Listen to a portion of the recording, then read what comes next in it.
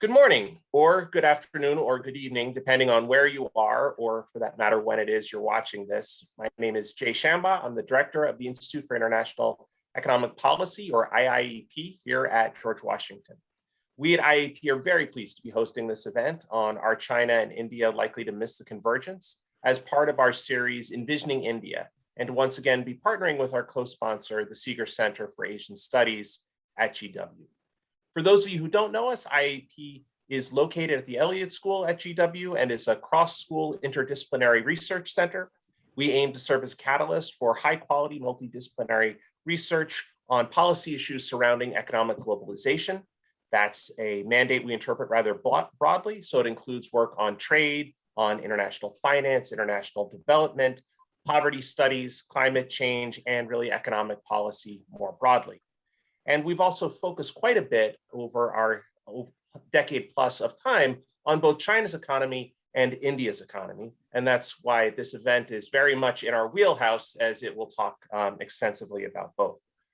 We've been very busy at IIEP lately. We have a number of seminar series. Some have been hybrid, some are entirely virtual. So please take a look at our website for upcoming events. We still have a few more left this spring semester. But you can also find links to the videos of older events either on our website or on our YouTube channel for those of you who scroll through YouTube channels. I'd like to acknowledge the IIEP Executive Circle for their support and welcome any members in attendance.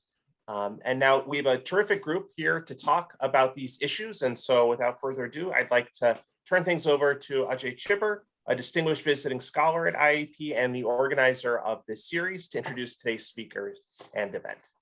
Well, thank you very much, Jay. But before I go to the speakers, can I just say that this is the last, for this academic year, the last session of this series. And I don't know if how many of you know, but Jay Shambaugh, this is the Jay and Ajay show we've been running for some time, and Jay has just been nominated to be the Undersecretary for International Affairs, and I suspect that this will probably be our last Jay and Ajay show on this series, Jay, so congratulations. I hope the series also gave you a little bit of insight into what's happening in China, which might, in China, of course, but also in India, which might be helpful for you in your new job. But it's been such a pleasure to host this with you. I remember we started the first India conference together in 2014 or 15, if I got that right. And it's been an absolute delight, and I wish you the very best in your very, very important and very busy job going forward. And now, today we are in, as Jay just said, we're in for a treat. We have a stellar cast of people to talk about India and China and the US. Let me start first by introducing Kalpana Kochhar. She's now the Director of Development Policy and Finance at the Gates Foundation. And before that had a stellar career at the IMF. I won't read out all her titles, but she also spent 2 years at the World Bank working on South Asia. She's a very distinguished economist, and so it's great to have you, Kalpana. Lovely to see you. And then let me introduce David Dollar. David is now at Brookings. He also had a very, very stellar career at the World Bank, where he did many things, but a lot of his work was also on China. And I mean, I think he breathes China, basically. I looked at his CV and I didn't know that David also did a BA in Chinese studies and Chinese language itself. So he's one of the best scholars that I know on China, but also on a very wide range of subjects on which he has worked. So welcome, David. Let me introduce Josh first. Josh Felman. I think he must be a glutton for punishment, because to work on India and then to keep going back to work on India again and again and again must be so there are two types of people: those who hate it, but those who just get deep into India, and he seems to be on the latter category. So Josh has been also head of the IMF India office, and he does a lot of work on macro issues and other issues, but a lot of it, of course, also with Arvind on India. And now let me introduce Arvind Subramanian, who will make the presentation today, I understand. Arvind has been, he wrote this famous book on China, The Eclipse, some 10 years back. So we have a chance to revisit his predictions at that time. He's also very, very knowledgeable about India because he served for 4 years as the chief economic advisor in the Ministry of Finance in India, and has written extensively on India, including by now a very famous book, which is titled Off Council, which is his time working with the government of India. He has many achievements. He's on many lists of very influential people. So you can read all that about him. Till about the global financial crisis, I would say China looked to be on track towards its goal of becoming a developed country. And surprisingly, India 10, 12, 13 years after China, when it started its reform, also looked to be on track to kind of follow the Chinese trajectory towards a higher income status. But then suddenly the wheels have come off as far as I can see. But today, I think we will be in for a treat to discuss these issues from 4 very eminent scholars in this field. So over to you, Arvind. First of all, let me thank Jay and Ajay and the Center for inviting me. I want to congratulate Jay on this terrific appointment. And also for those who may not know, want to congratulate Ajay for the excellent reception his latest book on India is getting. So congratulations to both Jay and Ajay. So this is joint with Josh, and Josh will take all the questions, and we will do this together at the end. And Josh, I hope you're there. Now, in some ways, this is kind of an impossible task, right? To speak about 2 of the biggest, most complicated, most interesting development trajectories. And we have to do it in about 20 to 25 minutes, strict instructions from Jay and Ajay. And also, these are such prominent countries that, so much has been written on these countries, including by, some brilliant people on this panel, Ajay, Jay, David, Kalpana, all have written. So is there anything really new to say on either of these countries? So that's going to be the challenge. So without further ado, let me kind of plunge into this, and then we'll see where we go. So this is kind of, I guess, the starting point. This is from Madison, per capita GDP on the y-axis. It's a log scale. And the clock starts here in about 1954 for reasons I'll explain later. And basically, it shows what Ajay was saying, that China from about 1978, you can see the slope of the line really increasing, steepening very sharply, and then towards the end you can see it kind of tapering off. And while the achievement so far has been quite spectacular, the doubts are about the future. India, it started at about the same time, but at a slower pace. And you can see, therefore, India is kind of lagging behind. And as Ajay says, you can see in India too, it's kind of, the wheels are kind of a little bit have fallen off in the last 10 years. And of course, you can see that the big development successes here are Korea and of course Japan, and we don't show Taiwan, but the Taiwanese line will be very close or slightly better than the Korean line, in fact, kind of. So Korea, Taiwan, about 80-85% of US per capita GDP. China and India lagging behind. So we try and address three questions in this presentation. How can China sustain rapid convergence? How can India converge faster? And kind of, given that it's a kind of like a Jay and Ajay show, this is a kind of China-India show. So we're going to talk about some of the similarities and differences, especially as it relates to the opportunities. And one thing I just want to say in advance is that, there's a lot of stuff we already know about, especially about China. And I'm going to kind of skip through those and focus a little bit on what Josh and I think are whatever little distinctively new that we have to add to this, which is the globalization dimension of the opportunities that are opening up for China or India or not, and what the similarities and differences are, because I think that's actually quite interesting.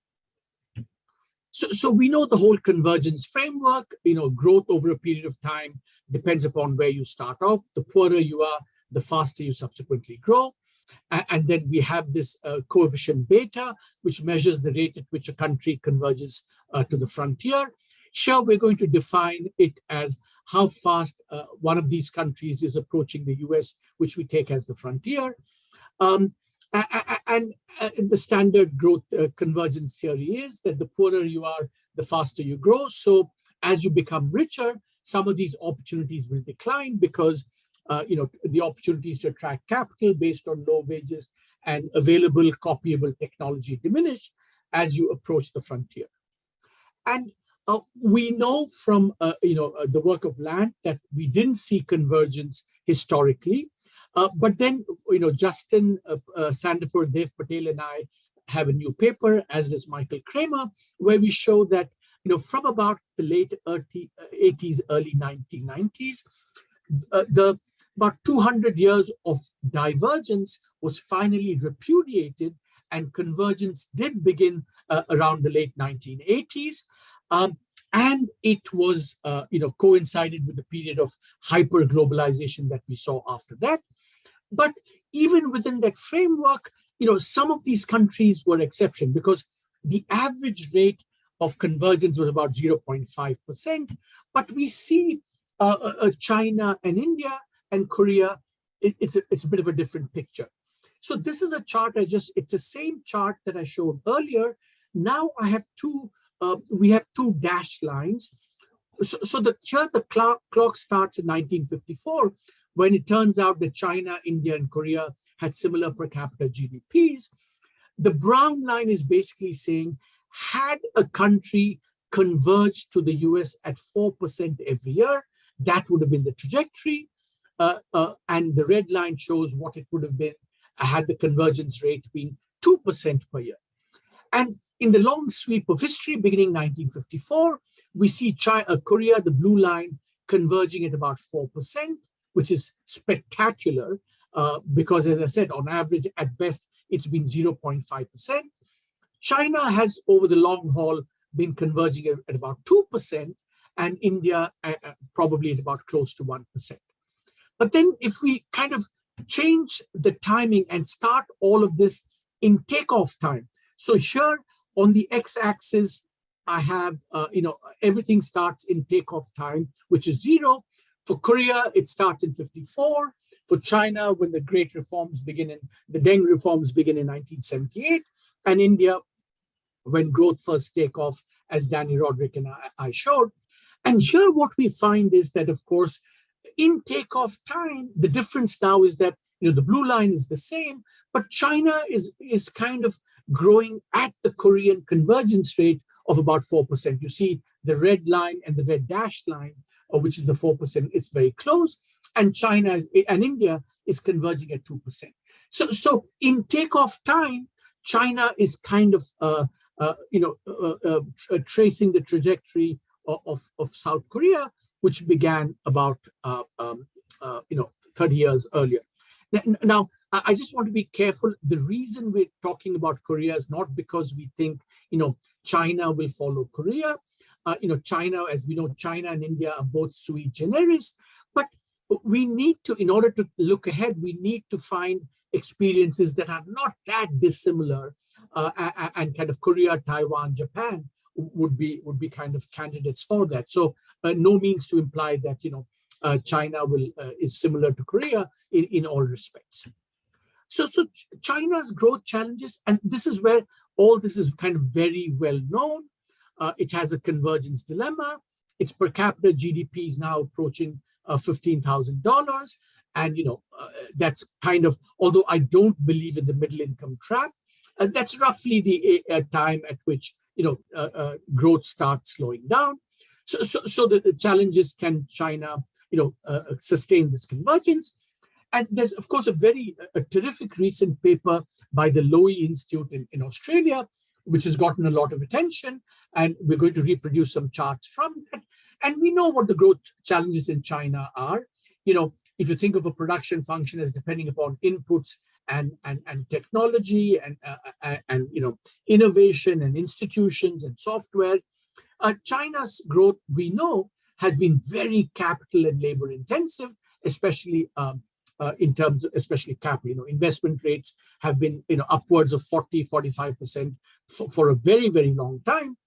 So the challenge is, can it move from factor intensive growth to technology, software, innovation intensive growth over the long haul? And I'm not going to go into this. This is just a kind of a very summary way. We know that there is this investment, real estate, housing, finance nexus in China, which is in deep trouble. And the policymakers are aware of that. And they've deliberately tried to kind of avoid a crisis by slowing down this, the real estate bubble and the credit bubble and so on. Sure, we simply want to show that, one aspect of this is how is credit, the banking system, how much money has been lent out. And what you see in the red line compared to Japan and Korea, that there's never been as sharp a rise in credit in such a short period of time, so early in development time. Remember, the x-axis here is per capita GDP, so we're showing everything in development time. Korea has also seen rises in credit to GDP, but it's been steady and been happening over time. Japan's was a bit more sharp, beginning in the late 70s to early 90s, and then of course we had the correction in Japan, which is that purple line at the end, dropping off the cliff. So the question is, this rapid level to such high levels of credit, is the correction coming, and how kind of costly and disruptive is that's going to be? And kind of this is all kind of well known, and Michael Pettis and Matthew Klein and David and others have written extensively about this. We also know that demography is going terribly against China. This is the ratio of the working age to non-working age population. And you can see the Chinese line is turning down. You see the Japanese line, again, falling off the cliff towards the end. What we know is that this is the whole growing old before becoming rich point, that China's demography is turning worse, one, earlier in development time than Japan and Korea. As you can see, the turning point is to the left, and it's going to happen faster because of the one-child policy. Because the rise was very sharp, correspondingly, the fall is going to be very sharp. And I want to show the point that's less well acknowledged or understood is that the ability to arrest some of this to greater labor force participation is much more limited in China, because China already has very, very high female labor force participation rates, about 60 to 65, much higher than Korea and Japan and even the US. So demography, so the investment model is collapsing, is in danger. Demography is turning worse. So China needs to make two transitions. The well-known one that everyone is focused on, investment to consumption. The aim of economic activity is not GDP growth, but welfare. And again, a less understood point is that while US per capita GDP is about 4 times China's, US per capita consumption, according to the Penn World Tables, is about 10 times China's. And so, if you think about catch-up, it's not just catch-up in GDP, but catch up in consumption that a lot of people have written about. But here we want to focus a bit on the other shift. How do you move from capital and labor-driven growth to technology-driven growth? And a key component of that is going to be, as we're going to show, is in fact on the export and the trade side, the move from low-skill exports to high value-added exports. If China is to sustain its productivity growth and convergence, making this shift is going to be quite critical. So the question is really one way of doing it, and again, not to say that Korea is China is exactly like Korea, but essentially this is a chart which shows the exports of goods and services as share of GDP for these four countries, again in development time. And what you see is that China's export GDP ratio came down after the global financial crisis, as did Korea 20 years ago after the Asian financial crisis. But thereafter, Korea maintained convergence by becoming a high-tech economy, raising its export share to GDP. So moving to high value-added exports, high sophisticated products, going from the textiles to the kind of chips or very advanced equipment is what Korea did very successfully. And that circle, in a sense, shows what the trajectory or something close to that China has to achieve if it has to maintain, Korean rates of convergence or something similar to that. Now, here we're going to focus on the opportunities, and this is where I think we're going to say something kind of hopefully new and distinctive. So there's something very interesting and distinctive about China when we scan the globe and say, what are the global opportunities for China? The first point to note, and the difference with Korea, is what we economists call, Korea is of course a big country, whatever, but China is what we economists would call a large country in global markets. So China's exports are 4% of global GDP, and manufacturing exports are about 17 to 18% of global exports. So if Korea expanded its exports, it's not going to make big waves or ripples in the global export scenario. But if China has to go back that Korea trajectory and expand its export to GDP, we're going to have all kinds of economic and political problems because it's very large. Therefore, the way we want to say it is that large countries, when they grow big, they adversely affect their economic terms of trade, i.e. the price for their exports that they fetch. But there's also going to be political terms of trade. Can the world, does it have the political carrying capacity for greater openness to accommodate China? So that's kind of the big difference between China and Korea that's going to be. And sure, so that brings us to what we think are the three globalization shocks that we've seen in the last 10, 15 years. First is the generalized deglobalization shock we saw after the global financial crisis. And I'm going to show you that, global exports to GDP declined. Then we had COVID, but COVID was interesting in that sense. It was not a generalized globalization shock.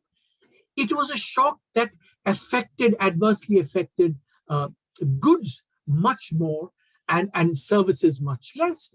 So one could think of the globalization shock as differentially impacting goods and less on services. And then we have the Russian invasion of Ukraine. And here I'm speculating, but it's possible that one scenario going forward is that we'll see deglobalization as, both as, autocracies kind of say we need to become more self-reliant. Outside investors say, we need to get out of these difficult and bad places. You can envisage a scenario where there's going to be deglobalization of the non-democracies, but possibly even greater globalization amongst democracies. So the key point here is that each of these three shocks is going to differentially impact China adversely. And later on, we're going to show that actually for India, it could be quite the reverse. So the three globalization shocks adverse for China, which means that if you go back to that chart, which I showed you, can pull off of Korea, here, the ability of China, the opportunities for China to raise its export to GDP to kind of trace the Korean trajectory is going to be much, much more constrained. So to put it very crudely, this differentially adverse, these three shocks for China is going to limit China's export to GDP going forward in a way that it's not going to for India. And that's going to play a key role in how China manages its convergence going forward. And this is what this is a chart of global trade to global GDP. Goods is the black line. After the peak in the global financial crisis, you see that goods globalization in goods has suffered quite sharply. There's been a decline of about 4 to 5 percentage points in global exports, in global trade in goods. But you see services, it's actually after a dip after the global financial crisis, the trajectory has slowed down, but it's upwards. So it's not obvious that going forward, all globalization will suffer.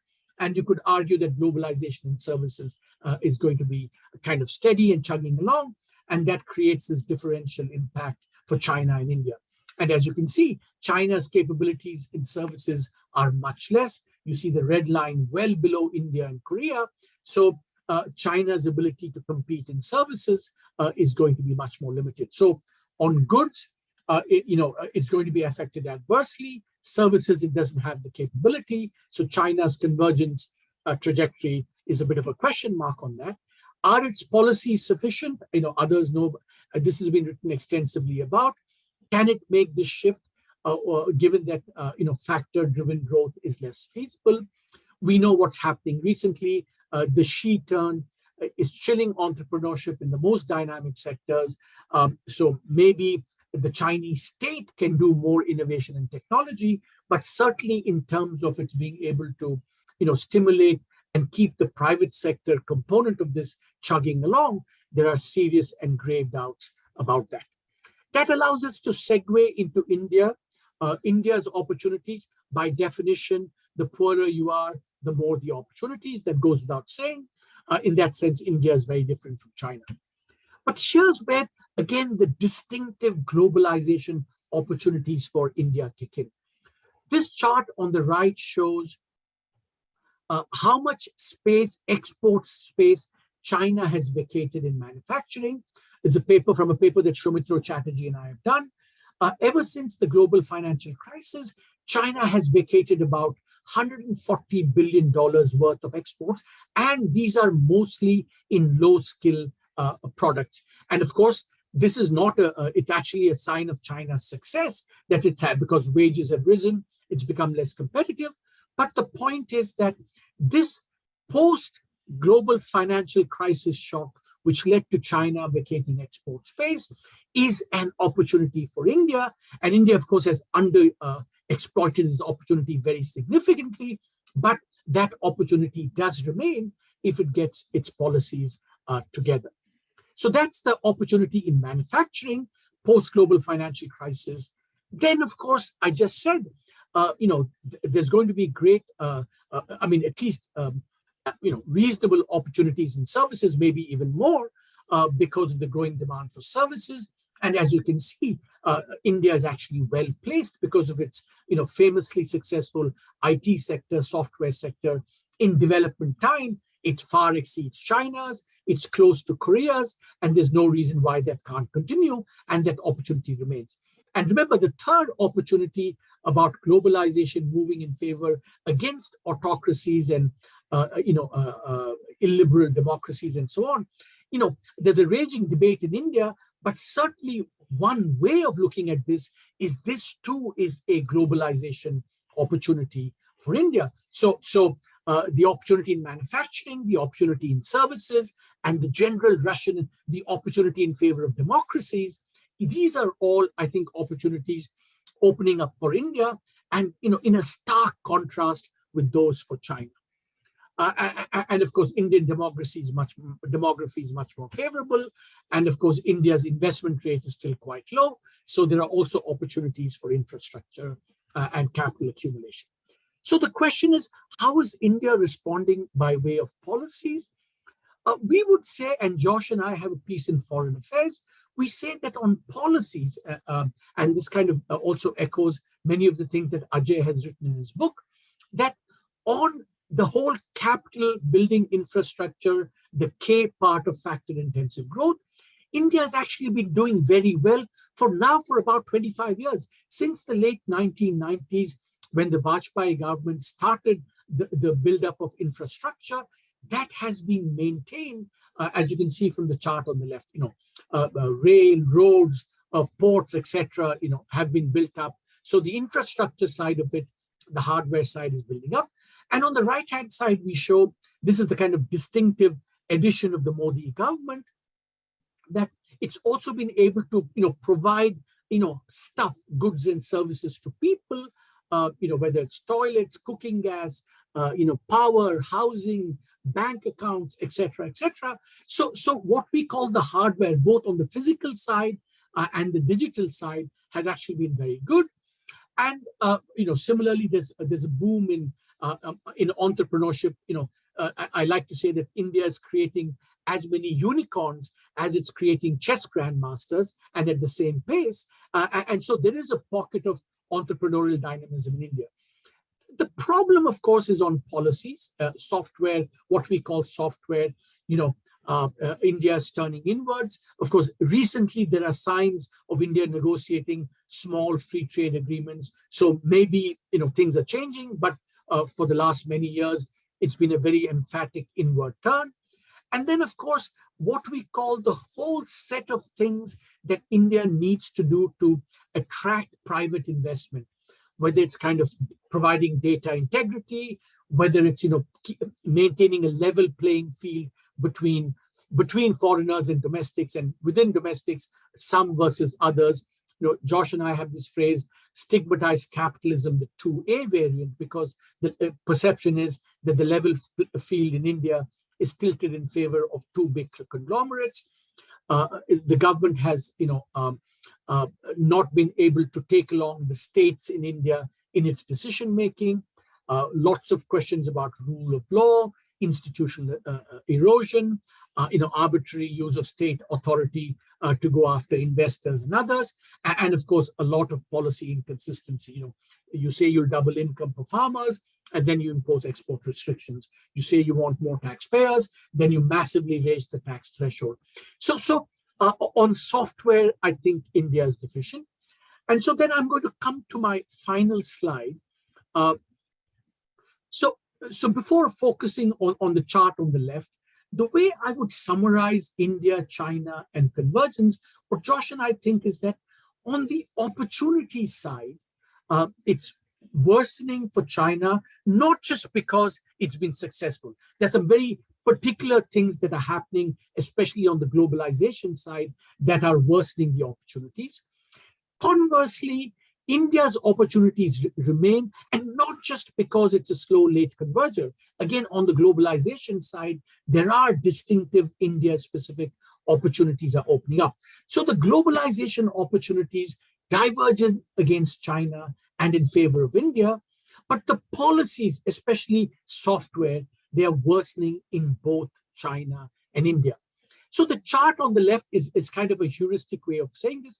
This actually 10 years ago, or 50, more than that, when I reviewed the Acemoglu and Robinson book, which says, in the long run, political and economic institutions matter. So on the y-axis is economic development.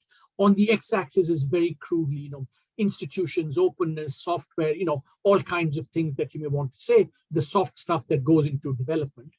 And it turned out that the Acemoglu-Robinson thing, while applicable to the world as a whole, was kind of exactly wrong on China and India, but in opposite directions. China's level of political institutions did not warrant such a fantastic economic development. Conversely, India's political institutions and general openness were much better, and the economic performance underperformed relative to those political institutions. So at this juncture, what we say, and we show in this chart, is that Chinese arrow is heading southwest, i.e. both the software is declining, and therefore we think that, long run, per capita GDP convergence, long run economic development is kind of headed south.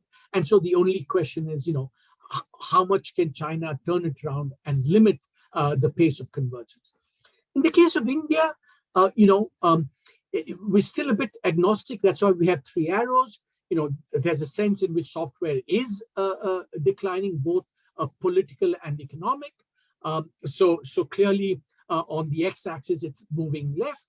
But of course, it could still move up because the factor-intensive growth is still there. The globalization opportunities are opening up. So in that sense, one could say relative to where we are today, China heading southwest, India a bit more open, because while policies are kind of not catching up as fast, the opportunities certainly remain, maybe even increasing. So with that, let me stop. Thanks very much. I hope I haven't exceeded my time limit. Great, thank you. That was a terrific opening for us, and really put a lot of interesting issues on the table. So we're going to follow Arvind's order there, and since he went China then India, we'll do the same. And so now I'll turn things over to David Dollar. Thank you very much, Jay. Great pleasure to join this. Arvind, I really enjoyed the presentation and the PowerPoint. I'm going to try to be brief, so we still have some time for discussion. I'm going to comment on the China part of this, let me be clear. And I agree with Arvind and Josh that China's convergence opportunities, in a sense, are diminishing. Some of that's natural. It's just an inherent part of the model. But China's slowdown is actually much more severe than you would simply expect from the model. As Arvind pointed out, China was never really a productivity miracle, but there was a pretty good stretch there where total factor productivity growth was about 5% per year. And now it's slowed down below 2, and it's heading down toward 1. That's really the dramatic fall off. Economists in China are very aware about this. So a lot of the debate is about, how do you ratchet up that productivity growth? And I think a lot of economists are thinking of it in terms of the technology in particular sectors. How do you stimulate technological advance in AI and electric vehicles, et cetera? And the point I want to emphasize, really my main point, is that that is one element of total factor productivity growth. But a lot of the rapid productivity growth in China was not coming from that within sector technological advance. It was actually coming from shifting resources from low productivity to high productivity activities. And that is definitely seems to be running out of steam. Part of that is natural, but I think part of that is policy induced. And in terms of policies that would actually make a difference, I think there are some domestic policies. So let me just really focus on 2 examples. So first, in terms of the shifting resources from low productivity to high productivity, the best example is 300 million rural migrants moving to Chinese cities during this rapid growth period.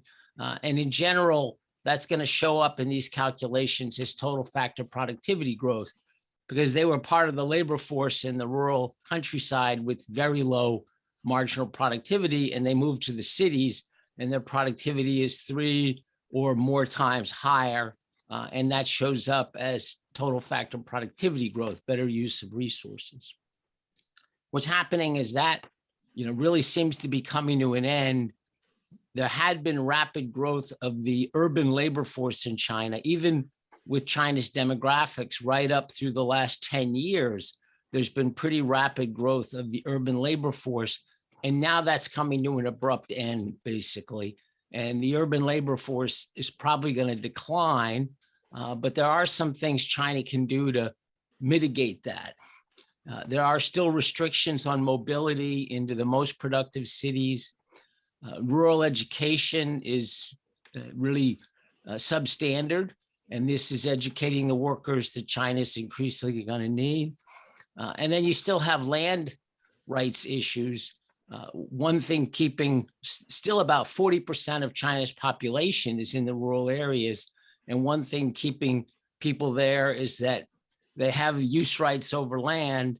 If the whole family moves to the city, they basically lose those rights without any compensation.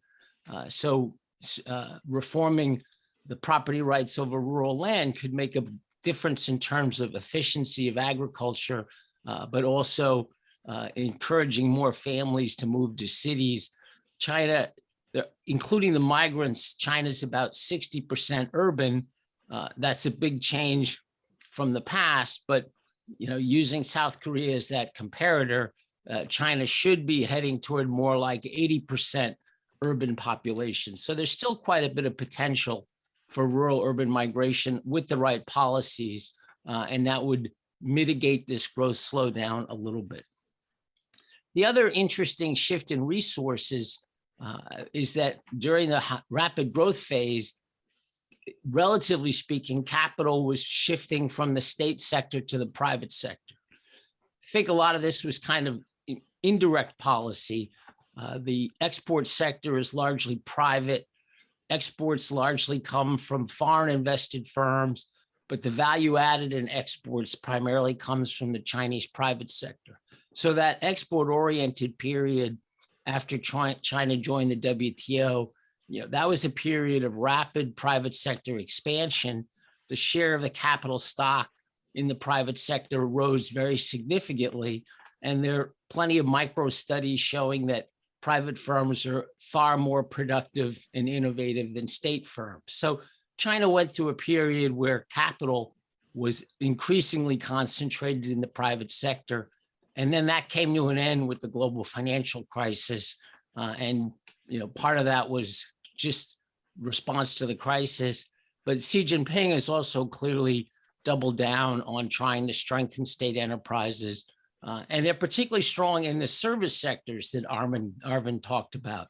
So financial services, telecom, media, airlines, of course, a lot of the modern service sectors are state-owned in China, and they have a very poor record of productivity level and productivity growth. So my supplement to what Arvind was talking about is that I agree with his sense that it's going to be hard for China to use exports in the same way that South Korea did earlier, just because of size differences and changes in the world. But there are domestic reforms that would help at least a little bit, but they will be politically controversial because both on the labor side and the capital side, the distortions we're talking about are really about state control over allocating resources versus shifting toward a more market-oriented system. So I think the economic agenda for China is clear. Whether it gets there politically, that's really another question. So thank you very much. Really enjoyed the presentation. Look forward to the rest of the panel. Great. Thanks very much, David. I want to now turn to Kalpana Kochhar to talk about the India side of the presentation. And I also want to let the audience know to please go ahead and put any questions you have for the panel in the Q&A. I'll then be kind of bringing those questions to the floor. So please feel free to start filling up that Q&A whenever you'd like. Kalpana, over to you. Thanks, Jay. Thanks, Ajay, and Arvind, Josh. Great to see you guys. It's been a long time. But so let me just say first up top, I agree with Arvind's and Josh's 36,000 foot conclusions. But true to any commentary on India, I agree with the optimism. I have optimism in some areas and many cautionary notes in others, and that's just the way it goes with India. Let me start with the second one, the more cautionary note first. Arvind talked a lot about demography being favorable in India, and this assessment is obviously premised on the fact that it will be able to generate a sufficiently skilled workforce to sustain and enhance economic growth. In fact, India is at the leading edge of, with Africa just a few years behind, of the question of what happens when a sizable portion of humanity struggles to find gainful employment. For me, the question is, how any country can realize the massive potential it has from such a huge workforce when half of the country's population is not productively employed. Arvind and Josh did talk about female labor force participation in India, but I want to talk a little bit more about that. And before I do that, though, let's just talk briefly about Korea, and which Arvind rightly held up as a phenomenal success and how quickly it achieved convergence.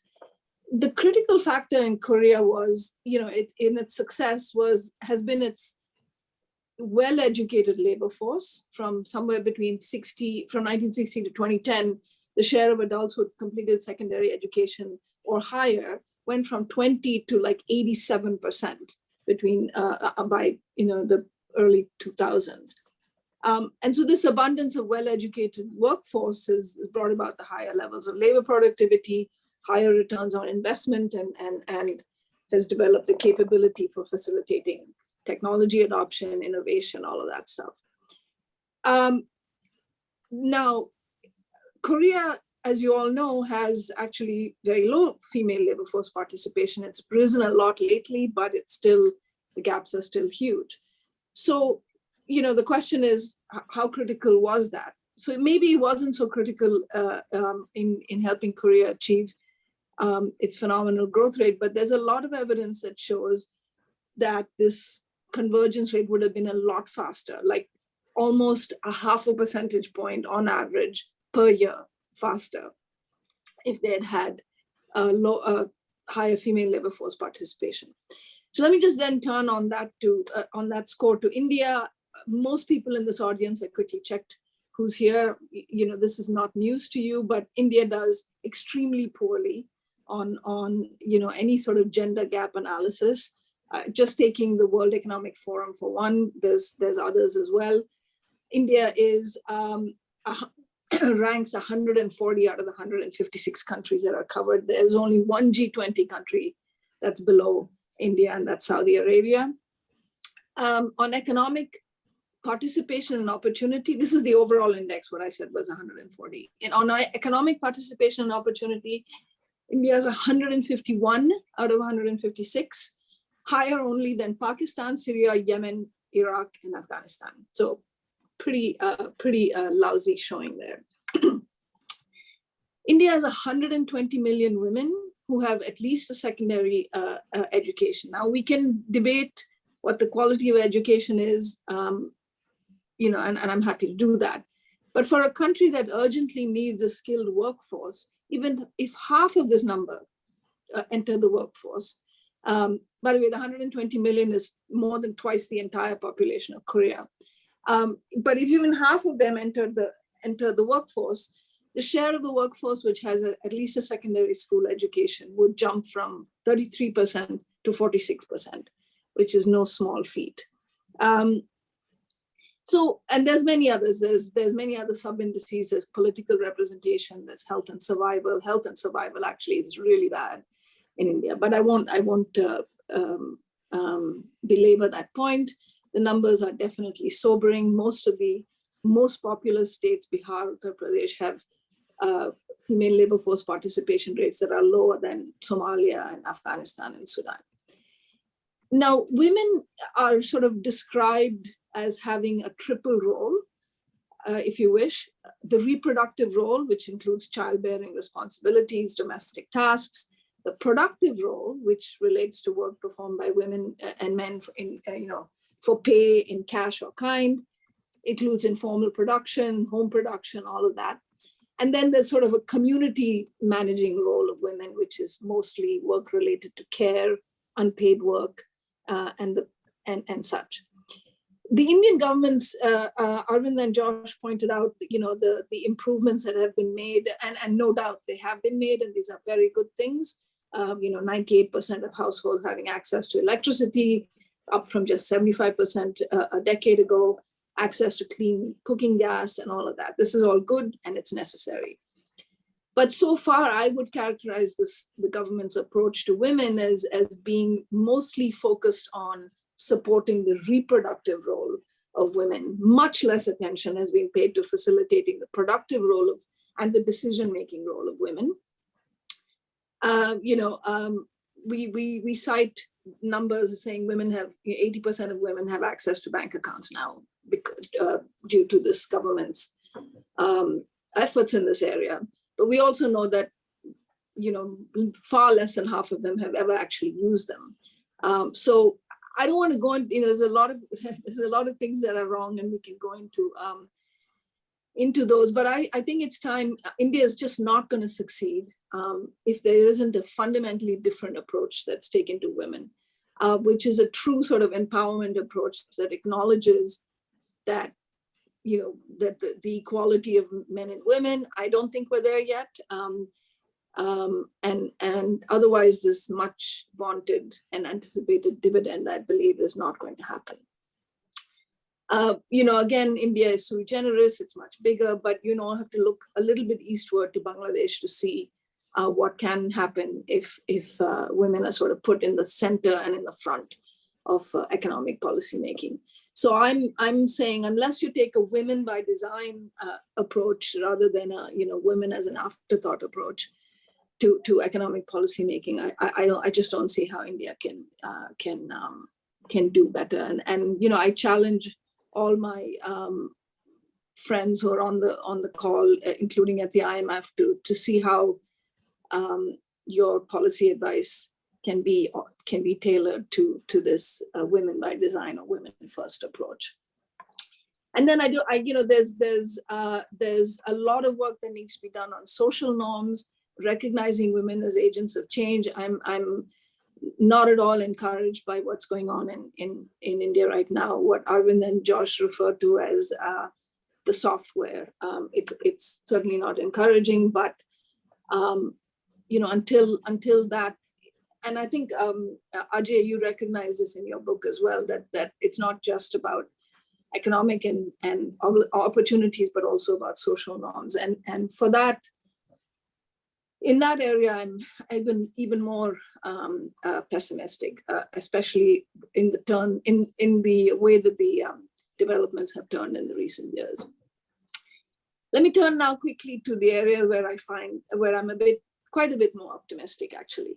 And Arvind and Josh also mentioned this, and it's about India's role already that we're seeing, and also its potential in the space of digital technology. And I'm not talking about technology just for technology's sake, but technology applied in ways that make sense to people and that help increase the productivity of India's existing human and physical resources. So maybe to relate to David's comments a minute ago, much more about within sector productivity increases, in addition to shifting resources between sectors.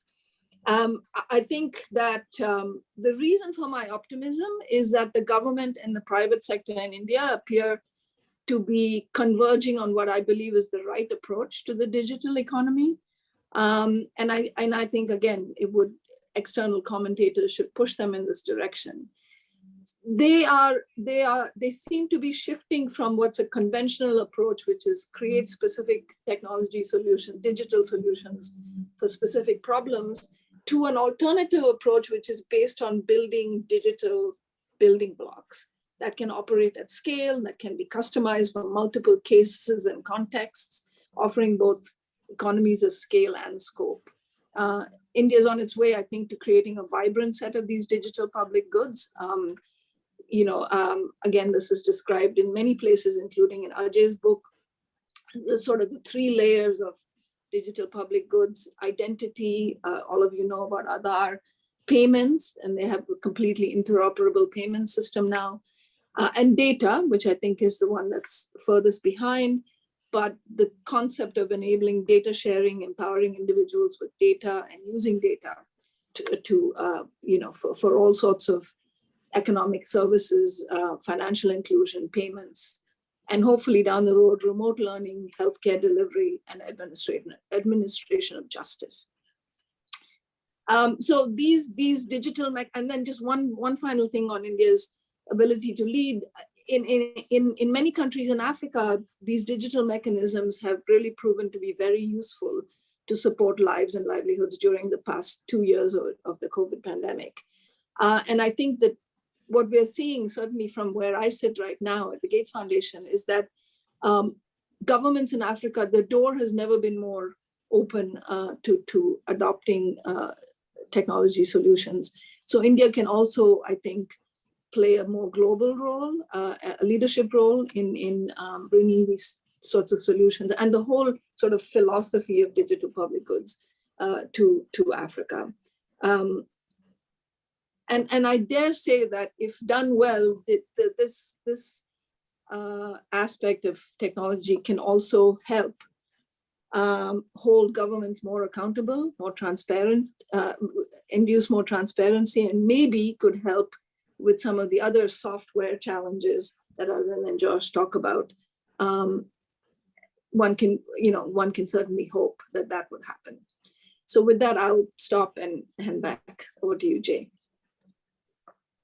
Great, thanks very much. So I want to first turn quickly back to Arvind and Josh, just to see if they have any responses, and maybe in particular, just I feel like David and Kalpana both raised issues that maybe had you had half an hour to talk, another half hour to talk, you might have gotten into. And so maybe if you had just a quick reaction, anything around, in particular, maybe David's comments on, as you talked about concerns of slowing TFP growth in China, Arvind, David really kind of highlighted this issue of kind of losing that channel of the migrants shifting to the cities as what had been an engine and one that is perhaps not really happening as much anymore. And Kalpana's emphasis on women's labor force participation, and just if you have any broad responses to those, and then we can hop into some of the other questions we've been getting.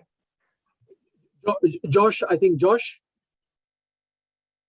is Josh there? No, I don't have any particular responses. I agree with all of the comments made by David and Kalpana. And if I had half an hour, I'd elaborate. We don't. So I have just one, maybe one comment each. I think. Remember that, it's kind of building on what David said, when we talk about the A going forward, the technology, the innovation, et cetera, I think the open, and this kind of something that David nicely emphasized, is that I think there are kind of two components to that, right? One is the private sector driven, dynamism, entrepreneurial thing, all that stuff, which China was actually doing very well in the last, 10, 15 years. And then there's the other, those who kind of believe in Chinese state capacity, that, this is a state that can get into, it's kind of the Adam Tooze view of China, that, if there's any country in the world that you think will kind of manage this transition, move into new technologies, it's going to be China. If any country in the world you want to bet, it would be China. So I think there's kind of like an open thing, but I think what Josh and I would emphasize a bit more, like what David said, was that, you see, it's point number one, to kind of maintain that momentum going forward. It can't be just about moving to consumption and domestic demand, even if it's for high tech activities. That TFP growth, that all of that testing yourself has to come to convert this into exporting opportunities. And so that, I think, otherwise the TFP momentum will not be the same. On Kalpana's point, I like Josh, I kind of agree with everything. That I have over the years come around to the view that I think on this whole social norms thing, right? I think there's clearly a role for the state, but I also think we should acknowledge the limits to the role of the state in changing social norms. I could give you many examples where, I agree that it's not as if, this state or, previous governments have done a whole lot on this. but the notion that this is all in the state's hand to change these things, I think one has to just be a little bit careful about just acknowledging the limitations of what the state can do on this either. I think or to put it differently, we underestimate the stranglehold that Indian society has on these social norms and things. And maybe in areas they're quick to break, and I completely agree that's possible, but in other areas, maybe not. So this is kind of an open point to keep in mind. Great, thanks. I want to come to one point that, Arvind, you talked a bit about, and David referenced also, but just as we think about convergence, and especially using Korea as a convenient benchmark, just the point you raised about size and just what size does in terms of constraints. So I know there are times if you're in conversations with policymakers in the US, they'll say, well, why can't our exports to GDP be as high as it is in Korea? You say, well, because we're bigger, right? We trade more with ourselves. And so we're not going to trade as much with the rest of the world, just as a share of GDP, just almost mechanically. And it's something you noted also, though, this other constraint, which is just really, if you're growing much faster than the rest of the world and your exports to GDP are rising quickly, like eventually you're all the exports, right? Like, and there is actually a numerical barrier on how much your exports can rise if you're a big enough country. And so I just wanted to maybe ask you and David, if you'd like to hop in to expand on this issue and how much of a constraint is it, but then also thinking about India, which India GDP size is not maybe at that barrier yet, but certainly given its population, as its GDP per capita rises, it eventually starts to become one of these other things where how fast can you increase exports just relative to the capacity of the rest of the world to take those exports from you? And does that become a constraint for India? And if so, at what point? Josh? Yeah, thanks, Jay. I don't think that China should increase its export to GDP ratio. I don't think it can, for the reasons that you mentioned, just because of the mathematics of it, really.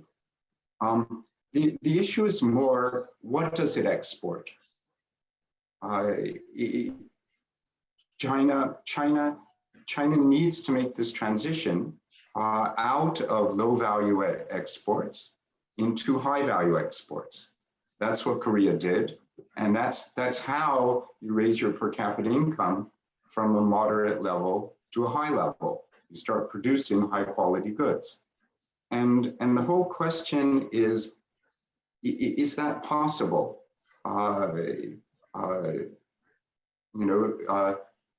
Certainly, Kalpana pointed out that a lot of it had to do with the high levels of education in Korea.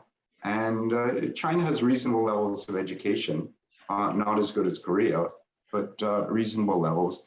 The problems come in the other things that other people have mentioned. Do you have a sort of institutional and regulatory environment that would facilitate this kind of shift? For example, a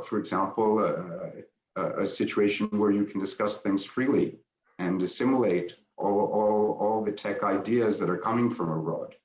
Can you speak English? Because all of the tech ideas are coming from English-speaking countries.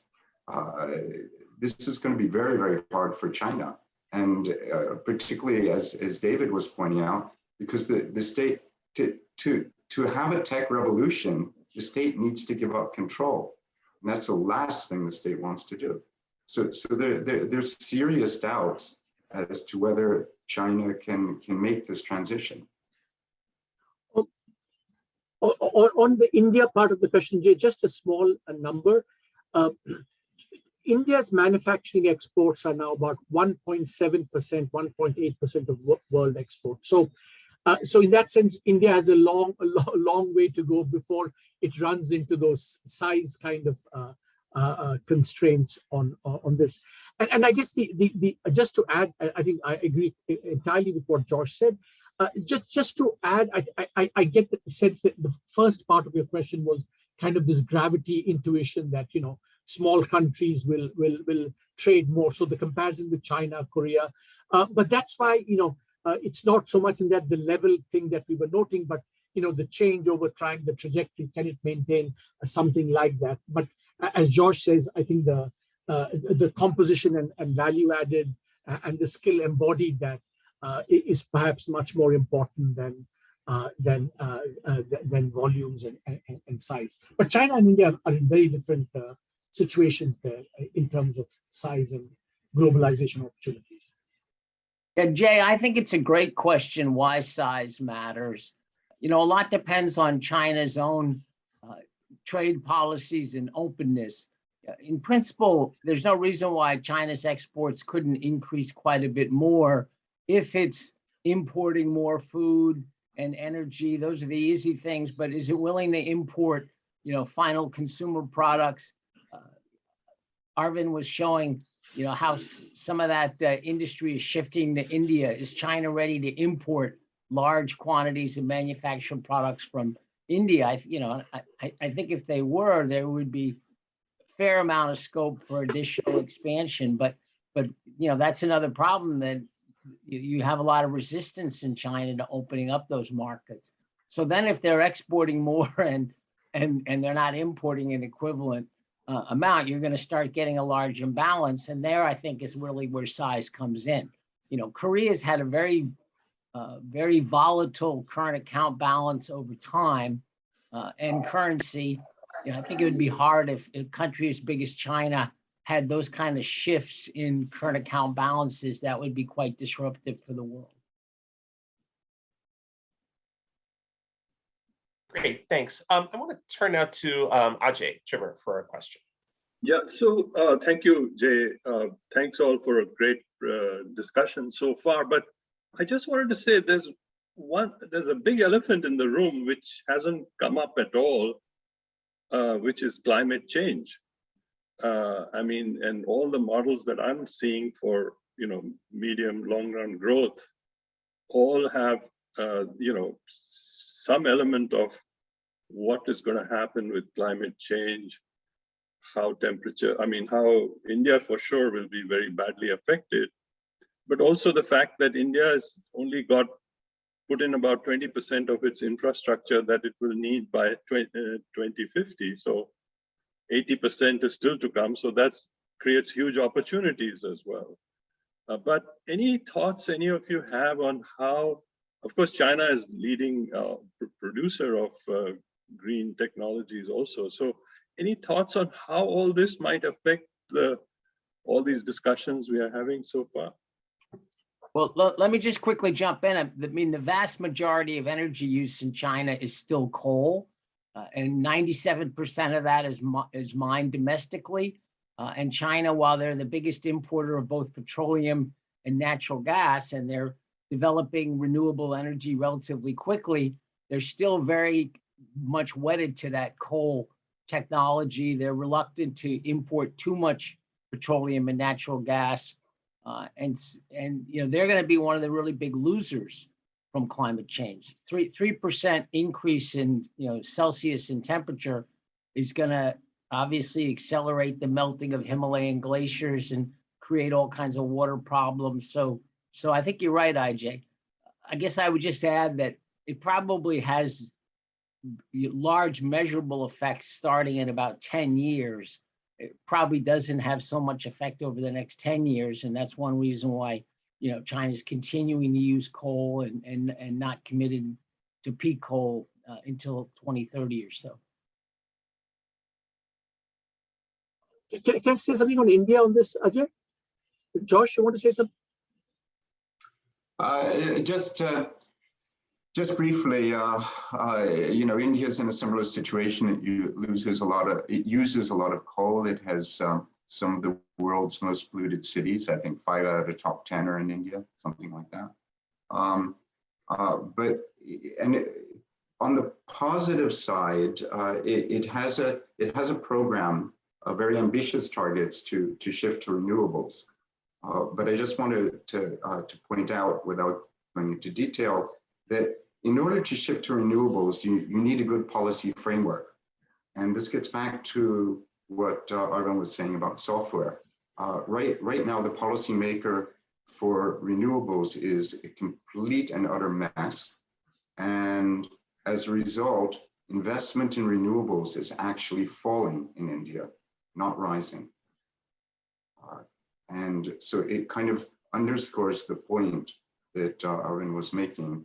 Unless the software, unless the policy framework in India is fixed, India is going to have all sorts of problems, including in dealing with climate change. So just to add to that on India, what Josh was saying, that another example of the kind of little bit divergence between the intention and the practice is that the increase in installed renewable capacity has been quite impressive, but still the use of that renewable capacity still lags behind because, as Josh said, the regulatory framework. And remember, this is a regulatory framework in India that's not just controlled by the center, but also by each of the states on their own. So there's a big center-state dimension to that. But there, I think, the small note of political economy, well, I don't know whether to call it optimism, but there's certainly a difference which is happening in India, is that, we spoke about the stigmatized capitalism, the promoting the 2A national champions, but it's turning out that these 2A national champions are actually making big gambits in the renewable sector. Whether it's green hydrogen, blue hydrogen, renewable, solar, whatever. So the political economy is kind of a little bit, this is not at all to take away from the problems of the framework, which are going to be, decisive even, but there is something happening on the political economy side, which is that, these big and favored incumbents have decided that, the future is in renewables and are kind of at least have stated their intention to invest massively in this sector. So how that political economy will pan out, and especially when it encounters what George says is the difficult regulatory framework, I think we're going to find out going forward. Great, thank you.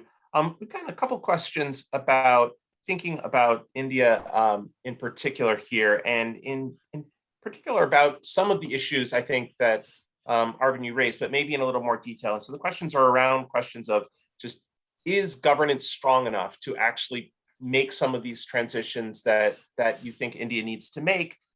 And the examples that people were putting in there were things like, if you look at infrastructure in cities outside of the main cities and second-tier cities, like is that improving at a rate that you would need for a place like India to really jump in terms of convergence? And for that matter, are things like religious or caste divides a substantial enough barrier that it's going to prevent India from either continuing at a 2% convergence or, more optimistically jumping up in any way?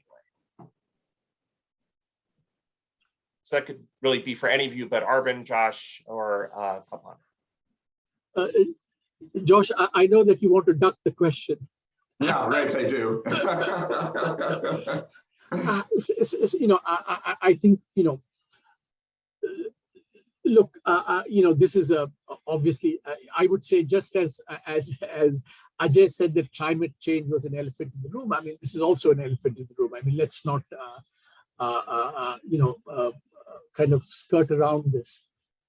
And I mean, one kind of, obvious thing to say would be that, next door Sri Lanka is kind of telling us what happens when, this kind of majoritarian politics based on identity and stuff, and where that kind of leads to. That's kind of like Kalpana said, we should look east to Bangladesh, but maybe we should also, look east to southeast to Sri Lanka. And what I would say is that I think we know from history that over shorter periods of time, economics can be divorced from political governance, but at some point it catches up. We don't know, no historical experience can tell us, what the timing is going to be. So I think that, at some point this is going to become quite important. Maybe, some of that is beginning to happen already to some extent, but it is something that all of us have to be kind of watchful about going forward.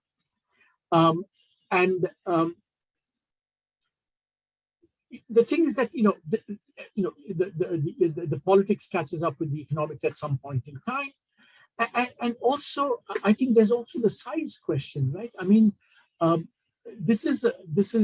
we have minorities in India that are not small, and and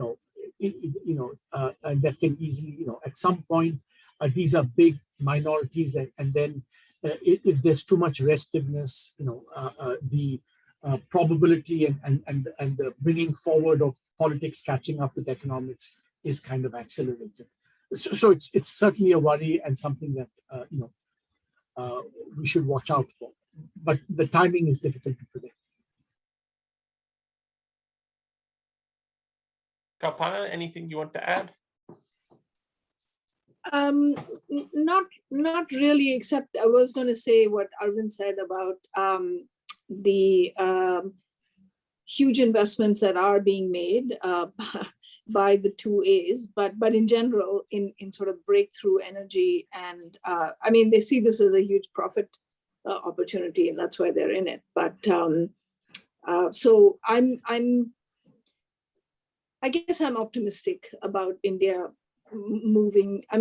Josh is right. Until you get the regulatory framework right, but in terms of actual supply and having the private sector already playing a huge role in investment in renewables, I am optimistic. Thanks. Great, thanks. I want to take advantage of having kind of a panel on both China and India to, because we often talk about one or the other, but to talk about the way in which, not just that they're interesting comparison points, but in which, perhaps India's convergence and growth really does connect to China's in some way. And so Arvind, you talked about it directly already in this question of, the export spaces that China is vacating. And David mentioned it quickly in the question of, would China actually import from India? And so I wanted to maybe push all of you on that just a little bit more. So is India a natural place for those industries that China is vacating to wind up, right? So people often talk about whether it's Vietnam or some other countries in Southeast Asia. Is India positioned in a way that it can take advantage of a shift in China towards different type of export opportunities and fill in behind, in a sense, China and take advantage there? Or will that go someplace else? And to some extent, how much does it depend on David's question of, the trade relationship between India and China? And is China a market for India even? Josh, do you want to take the? Go ahead, Arvind, and I'll come in later. So two or three different aspects to that question. One, we actually have evidence in the last, post-global financial crisis, out of the quote unquote 150 billion export space vacated, India has probably grabbed maybe 10% of that. Soumitra and I have done some work on this.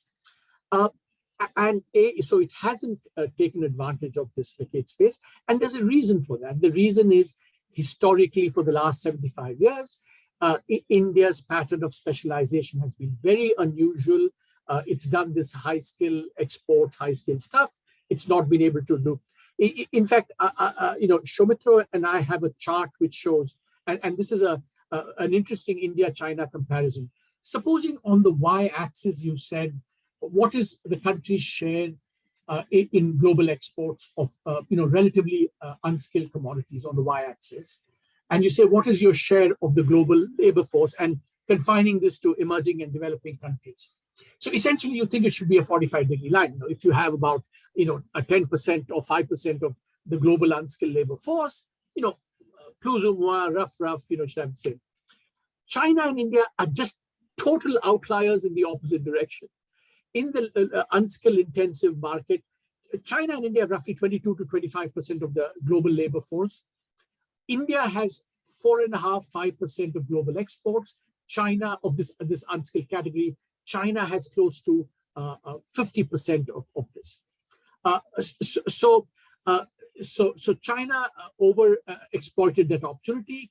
India historically has been unable to do that, and therefore even the recent opportunity, it's underexploited.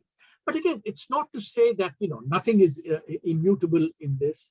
It can change, but it will take a lot to change that because of the historical persistence of history and all this. The second different aspect of the question is, China-India relation. Can China import more from India?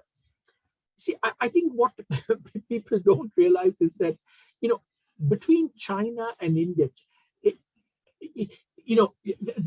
the language that one used to see of, US politicians, US labor unions, etc., talking, and not to mention Donald Trump and so on, talking about the Chinese trade surplus. I mean, the facts are very similar in India. India runs a massive trade deficit, high and rising trade deficit with China, one. Two, and the pattern of the trade deficit is what we would call very colonial. India imports kind of finished goods, whatever, and it exports basically raw materials. So for both these reasons, the China-India relationship, trade relationship, has been pretty difficult, quite apart from the border issues and all of that. In fact, I'm pushing my thing a little bit. India's refusal to join RCEP, the Regional Comprehensive Economic Partnership, obviously geostrategic political reasons, but part of it is simply because it becomes a de facto free trade area with China. And if you have this background of a large and trade deficit with a pattern that you think is colonial, and you say, oh my God, I have to open myself up to China, then I think the politics of that is very toxic. I mean, that's not to say the economic opportunities are not there. They are there. But the last point I would make is that in terms of exploiting the space vacated by China, it's, remember, this is all what India needs to do, is to get this foreign investment in order to be able to export to the places that China was previously exporting to. So it's not so much, therefore, a kind of China-India, India being able to export more to China, but just being able to export more to the world as a whole by improving its domestic regulatory framework. Sorry, yes. Josh? Yeah. Of course, I agree. The only thing I would add is the reason why investment has not moved out of China and into India. It's not gone to India essentially for the old story used to be very, very different. The old story used to be, well, India doesn't have the hardware. It doesn't have the infrastructure. That's not really the issue right now. The real issue is India doesn't have the software. And I'll give you just one example from the long list that Arvind gave earlier, which is that Amazon made a large investment in India, more than $1 billion. And as part of this investment, it agreed to have an arrangement to buy a clothing retail firm. And when the time came to actually buy that clothing retail firm, one of the 2As was also interested in it. So Amazon couldn't buy it, even though they had a legal understanding. So they went to Singapore, and because the contract said there would be international arbitration. And India basically said, we don't care about international arbitration. The firm's going to one of the 2As. And it's this kind of problem that other firms see, and they see, wow, if Amazon is treated like this, what about me? And they don't invest. This is the crux of the problem, really, when you drill right down. Great, thanks. Kalpana. Thanks for giving me the floor. I'll only take a minute. I wanted to push back a little bit on what Arvind said about about women and social norms and the state having limited role in that.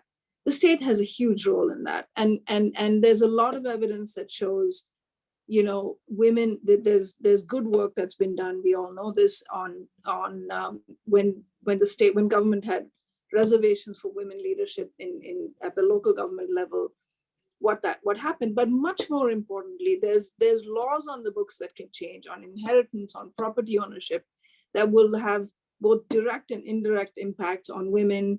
There's work that can be done on the judicial system that prevents people getting away with massive amounts of gender-based violence. So the state has a huge role, and we should not let it stand that the state has a limited role in social norms. Thanks. Thanks. I think we have time for maybe one more broad topic from the Q&A, and it's a question about how you connect the external growth opportunities with what I think you could consider maybe a little bit more foreign policy and ways in which both India and China are trying to engage with the rest of the world. And so in the question, they kind of contrasted the Belt and Road Initiative of China on the one hand with the way India has tried to engage with countries around it, whether that's through the Quad or a neighbors first policy and things like that. And maybe how you compare those two choices as to how they've tried to engage and how much that matters to their ability to take advantage of external growth opportunities. Maybe we could start talking about India and then pivot to China.